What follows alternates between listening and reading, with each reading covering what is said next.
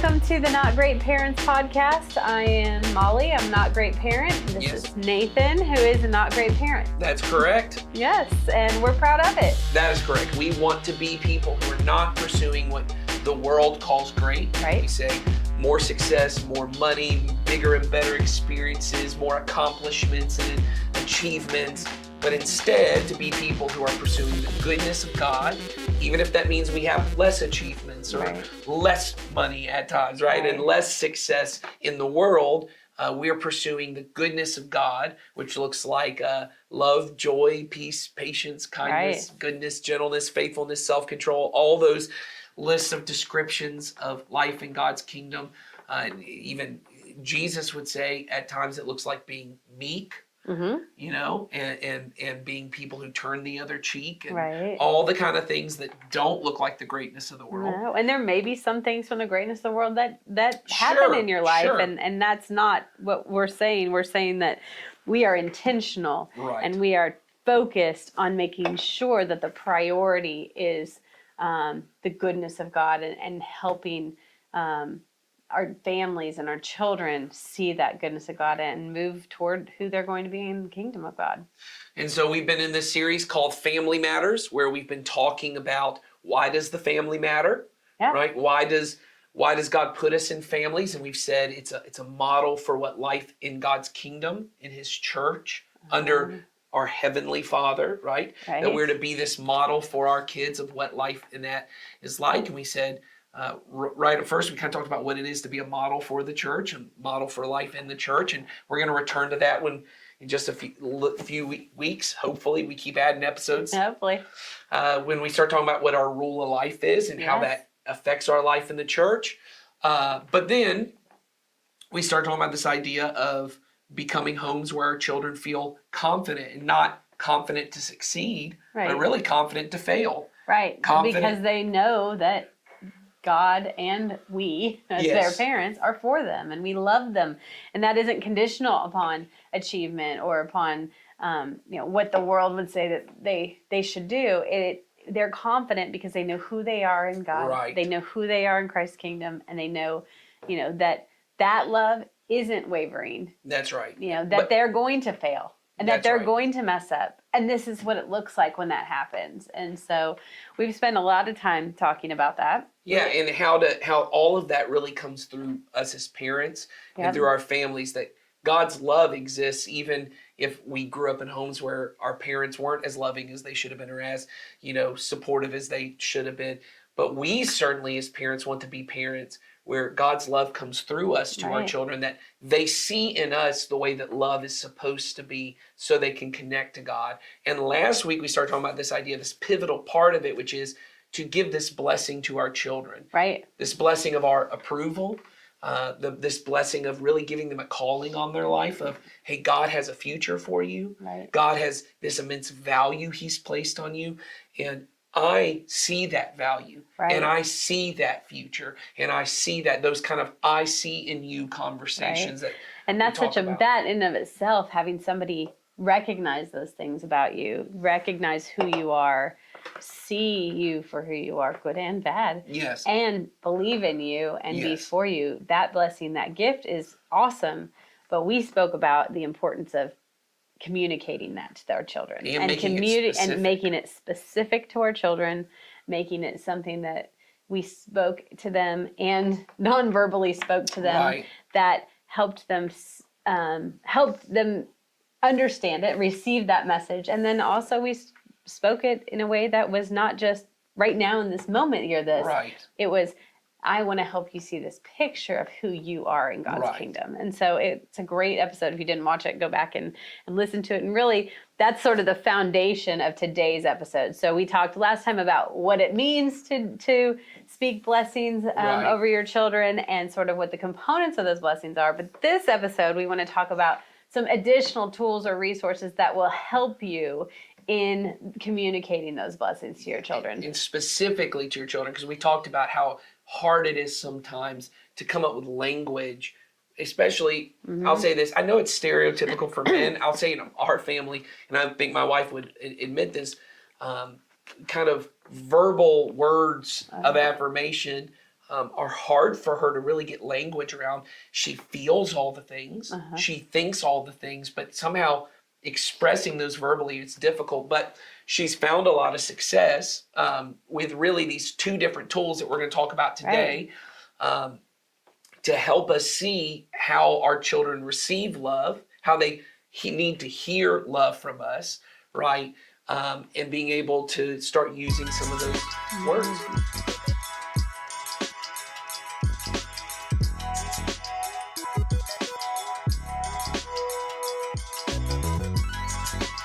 So the first one I think for us to talk about is one that I think kind of generally known about in our world, is this idea of the 5 love languages. Yep, and I think we did an episode on it last year, or an episode that had some components of it last year.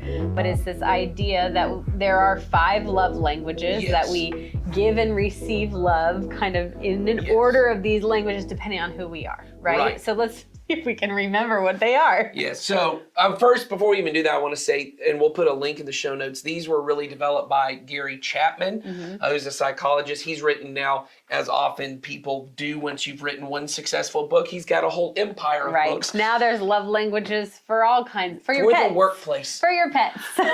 How do you find love in the workplace? But all kinds of love languages. We're just talking about the original 5 love languages. I do believe there's love languages with your kids. I believe that's some. So we'll link to that. But the 5 that are consistent are physical touch. Yes. Right? Words of affirmation. Acts of service. Acts of service. Quality time. And one of my favorites, gifts. So let's start with that. Before we even break them down, I'm just interested. Let me see if I can guess. I have 2 in the 2 strong. Well, so just so people know, you have 5. There's 2 that are strong, there's 2 that are weak, and then there's one that hit or miss for you. And then there's some that you give you give them one way and you receive them one way. So those are always confusing. But I'm going to bet your 2 love languages your 2 strong love languages are gift giving, and I'm going to say verbal affirmation. Yep. Yeah, I can see that. Because, and I'll say this, those are the ones that are most evident in the way that you at least present yourself I'm assuming at home it's the same way. I think I give and receive them the same way. Yeah, I think I do too. I know there are people who don't. I think my wife is in that. I think there's some that she gives love one way and she receives them in a different way. Yeah, I think like for me, gift giving is something that I do enjoy doing. But when other people give me gifts, I might appear awkward about it. But ultimately, it matters a ton to me that somebody would think to give me a gift. And thoughtful gift. Not just like, oh, hey, here's a piece of gum. But like, hey. Well, because I know for you, and I have another person in my life who is very important to me. Yes. And she is a gift giver. And she hates to give gift cards. Oh, gift cards are the worst. Even though I do them. I know. I have somebody in my life that has said to me, I like practical gifts. Yes. And I've said, what's the fun in that? Yes, exactly. But over years of me giving gifts that I was so excited to give because I knew there was meaning, and them going, okay, or you shouldn't have done this. And then I'm like, what? Oh, no. Because different people receive them differently too. Yes. Sorry, do you have a guess on what my top 2 are? I think words of affirmation. That is one. Is number 1, and maybe physical touch. Physical touch is another one. I think it's interesting going into it, and then my lowest, which probably doesn't shock you, is gift giving. Yeah, I can see that. And then acts of service is also. I'll say this: acts of service may actually be higher than quality time. My wife's, which is just the divine trick God plays on us. My wife's number 1 is quality time. Yeah. And that one's pretty low for me. And then 2 is she now thinks it might actually be acts of service. She told me that recently. She really appreciates that. But the other one would probably be words of affirmation. That's somewhere in there. For me, quality time is up there pretty high too. I mean, that would be my middle one probably. Yeah. But it's all pretty low. I'm the kind of person that I can love you from afar. Yeah. I can. If you wrote me a letter once a week telling me all the things you loved about me, that would be. I'm like, we don't ever have to see each other. Thanks for letting me know. But I guess that's not true because I'm also my kids will laugh. I mean, I need to hug. I need to walk up and kiss you on the head. I need to. Yes. And so let's talk about what they are and how you might see this in your kids. So let's start with physical touch. I have one daughter who just every And I was this way as a kid. Every 10 minutes, if we're in the room together, she's not comfortable if she's not walking up and hugging me or climbing up. She does this thing where she'll walk up to me and she'll just run her hands down my face. Oh, she'll just terrible. go, and I like it. My wife is like, okay, I'm trying to let you show me love. You know? Yes. But, you know, and you know it. As soon as you heard it, you just knew it. You knew if your kid has physical touch, they want to hug you. One like that. You know, and honestly, I'll tell you this, if you've got sons who are this way, our world, as a guy who I think physical touch might actually be my highest one, men are not comfortable with physical affection. Luckily, my dad, which is funny, a lot of people don't know this because my dad doesn't like to hug people. But with us, he was always very physically affectionate, so it's good. But I'm often, and this is going to sound weird, but I'm often in meetings with coworkers, and if it was very intense afterwards, I'm like, man, I'd really like to go give them a hug. Like, I'd really like them to know, like, you know, like this is how I want them to know I'm okay. Let's start hugging you when we have intense meetings. There you go. That for me would be like definitely like difficult, but also, you know, something different. For someone to walk, or even just to walk up and go, hey, how are you doing? Yeah, like we're okay. Yes, all of that kind of stuff is important to me.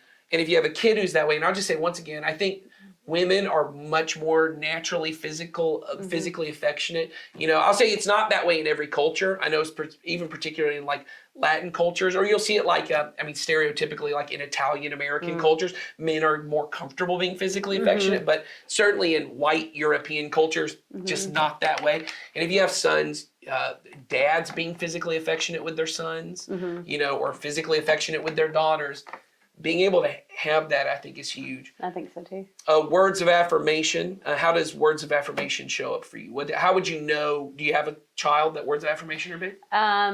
Yes, I do have a child that loves words of affirmation. Yeah. And so it shows up in if I say something, you know, where I recognize something that they did or something that was, or I encourage them in a way, then they're going to do it again and again and again. Or they're waiting, if they spent time doing something they want the word of affirmation, they're going to linger a little longer to get it. Or if I don't give them, they're going to be hurt. Yes. And it shows up in that way. I have one who's the words of affirmation, and the way you know it is she leaves us little notes around the house. Oh, yes. In different places, and it's, you know, Mommy, you're the and tells you you're that. Oh yeah, she shares it, which lets me know. Or I have one who we found out verbal affirmation was high for her because I'm a verbal affirmation person. I write them little letters, and I found out she had a whole thing with all my letters. And she likes to pull them out. Right, that's my child. It really matters to her. And one of my daughters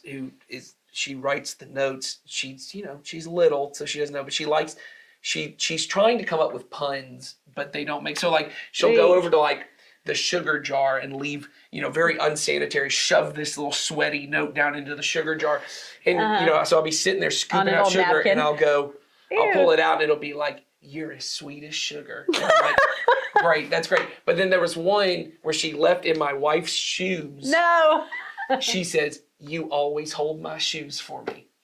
We don't even know what that means. That doesn't work. She was trying really hard. She was trying hard, yes. To recognize and give some affirmation there. And so, we'll get to that in a minute. Let's go to the next one. Acts of service, is that what we said? Acts of service. So I have one child, that is her number one, is one, if there's something she really doesn't want to do, you know, or if there's a chore that I need her to do, if I'll just come over with her and go, hey, can I help you? She is like over the moon. Doing it together. Yeah, she's like, help me with this, do this. You know, if I, instead of walking in the room and I see her jacket on the floor because she left it there, sometimes she has to learn to come pick it up, but occasionally. If you picked it up for her. If I say, hey, I saw your jacket, I put it over here, she feels huge. Another way I know she has acts of service is whenever we have a moment where she feels very loved or very connected. Like often for her, she has a lot of difficult emotions. And when I help her work through those, my wife and I regularly joke, she'll walk up to one of us afterwards and go, can I clean something for you?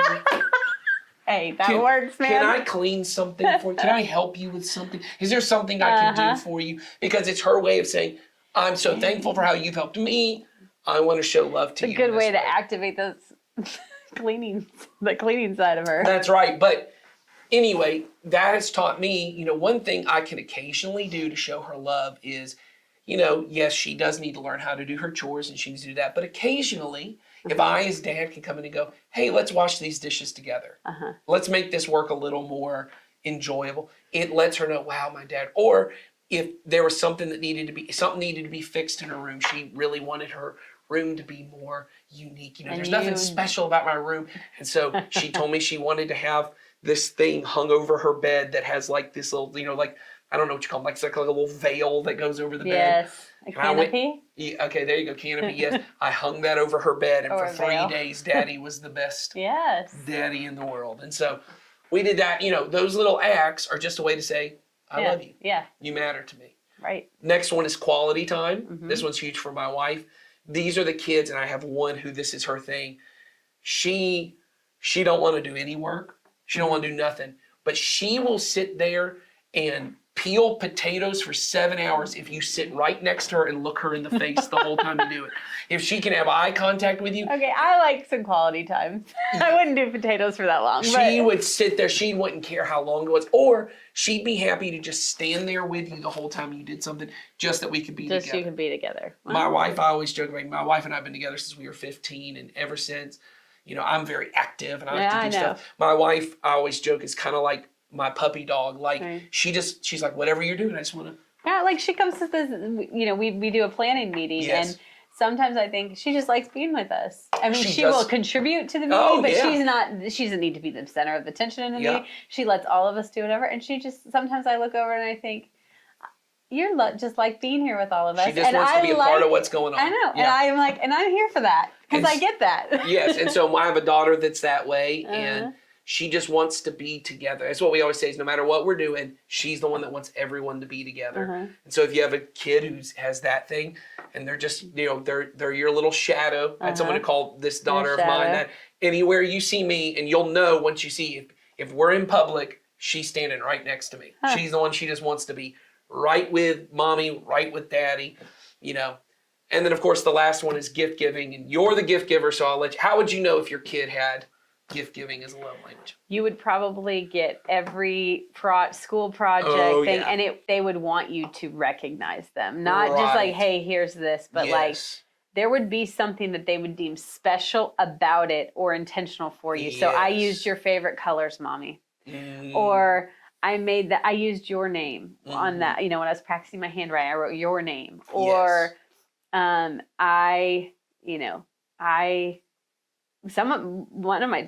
child of mine that is also kind of into gift giving, he's very much like, it's not just about the gift, but it's about the way in which you present the gift, which is totally me. Yes. The package is half the fun, right? Yes. But you will see that it's the presentation of the gift. It's not just the handing over of the gift. And it might be the frequency, or it might be frequency. Yeah, I was going to say, it might be the frequency of I'm getting everything, every school project. It might also be because I have one daughter, and her highest is gift giving. And we don't get a lot of frequent, but when we get a gift, it has been, it might be one of the best gifts I've ever gotten in my life. Like, she's like, I thought about it. I noticed this thing about you. I spent a lot of time preparing it. I want this to be, she's the one in our family she's the only sister who buys gifts for all of her other sisters. Because at Christmas time, she wants like this experience. We don't make our kids buy gifts for each other. And so, but she'll come to me a month or two in advance. Hey, I know it's getting close to time.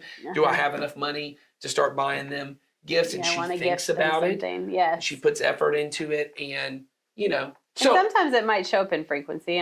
I often give away things that, even if it's something that I don't want anymore, but instead of throwing it away, I might give it away. It might be something simple. Like even like I gave your girls nail polish the other day. Right. I wasn't using it, but I certainly want them to have it and enjoy it. Like I love them. I want them to be, happy with this. And so I say, here, you can have this.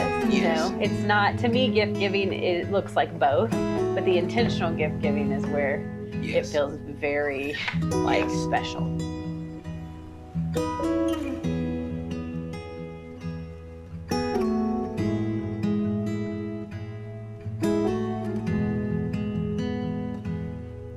I would start looking at which of these is the way they give and receive love, because if you don't, if you don't speak their language, you may be really trying to convey that you love them. And it's not, they probably know it, but there's a way it seeps into us when you speak the language. Yeah. I remember hearing at a multicultural church conference I was at, they were talking about people don't really accept the gospel until they hear it in their mother tongue. And the reason that you call your first language the mother tongue is because they say usually you have to hear the words of Jesus in the language that your mother sang songs to you as a baby. That there's a way in which, and they're like, for those of us who grew up in America where almost everyone speaks English, you don't think about it because that's just been your experience. But you know, if you're from another country and you come here and when you hear it in Spanish or you hear it in German, you know, whatever it is, you know, whatever language it is. One of those click dialects. Oh yeah, exactly. He's like, but you hear it in that, and there's something about the way the language I hear things in, it speaks to my soul. And so your kid, I'm not saying, I want to be clear, I think your children know you love them. There's a difference though that it gets to when I go and clean my daughter's room for her or help her with it, there's a way in which you can see it is overflowing out of her. My dad loves me. When I go and sit with my wife and say, hey, we're just going to go have dinner and just sit together and just talk about our day. You know, one of my children now do this afternoon workout class at the Y. And you guys just sit there, don't you? And I go and my wife goes and takes them, and I'll say, hey, when I get off work, I'll just come sit with you at the thing. It is top level. She's just like, tell you don't even have to tell me about your day. Let's just talk about anything. Yeah. Let's be together here. Right. I remember as a kid one time, we were all hanging around, and I think I'm really the only words of affirmation kid in our family. And one day, my dad was talking about something. He started saying something about me, and I was like, "Shut up! He's talking about me. Like, I need to hear this. I need to hear what he has to say." So, I say all that to say, for you to be able to recognize what your kids and then begin to speak their language. You know, I'm not a gift giver, but I actually try occasionally, and even small things. I try with my daughter, who's a gift giver, to stop at the store, and if I see something in the store and it's a little piece of candy that I know she loves, to come home and just say, hey, I saw this and I thought about you. That's all it takes. You know, I don't have the ability, because I don't speak that language really, to sit and really come up with this thoughtful gift that like will blow her away, and she's like, I can't do that, but I can speak a few of the words. I can get little gifts here and there. Yeah. You know, and I'm not really good at quality time, but I can learn. I can do little bits. Yeah. As a gift giver, one of the things I often do is I often gift people things that I like. You know, and it's stupid. Chapstick or something small. Like, I like this, and I thought if you don't like it, it's okay. I like it, so I want you to try it too. Yes. See, you just have to think. Any type of love language requires you to kind of just think outside of yourself. You turn towards that other person and think, what would they want or need? Meaning, would they want some quality time with me? Would they want me to say the words, the positive things that I'm thinking about them? How would they feel if I said those things? Or would they want me to help them do something? Like, it's up to us to kind of, as parents especially, to understand how our kids are loved and show love, so that we can best speak to them. Well, and even asking them specific things. I remember when we were in premarital counseling, our therapist said to Jennifer, he said, because he could see both of our personalities, and he said, because of your personality, I bet you never tell Nathan the things that he's good about, that he's good at. And she goes, I tell him all the time. And I said, I don't think I've ever once heard you. And at this point, I led worship every Sunday. I don't think you've ever told me you think I'm good at singing. And she was like, what? Of course I have. And I said, I don't think you've ever said those words. And because those words matter to you, affirmations matter. Yes. If you actually know that those have never. I said, honestly, you're not mad about it. I was kind of shocked that she actually thought I was good. I was like, because I've been singing in front of you for 5 years. You've never said it. I assumed you just didn't like the sound of my voice. And so what he said to her was, when Nathan comes off stage, you need to say it to him then. But then 2 or 3 days later, you need to say, by the way, that song you sang on Sunday was really good. He goes, you need to remember. And I'll say we've been married now 15 years. She's really, I can tell she's it's not natural for her. It's not her language, but she has learned how to say those things to me. And what's funny is, I'm a verbal affirmation person.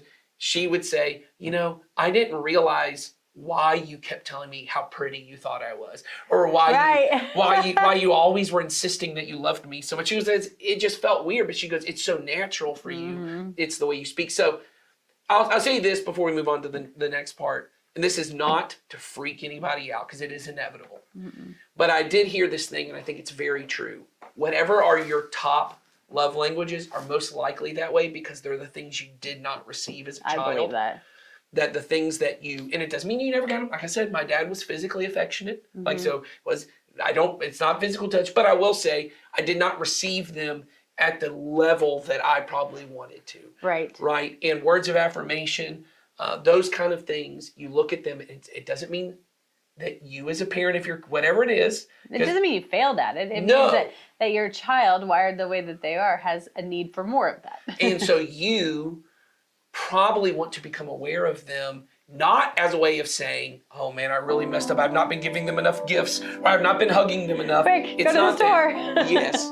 It's a way to say, because this is the way that they're wired up, I want to lean really hard that way because most likely that's something that I don't naturally do.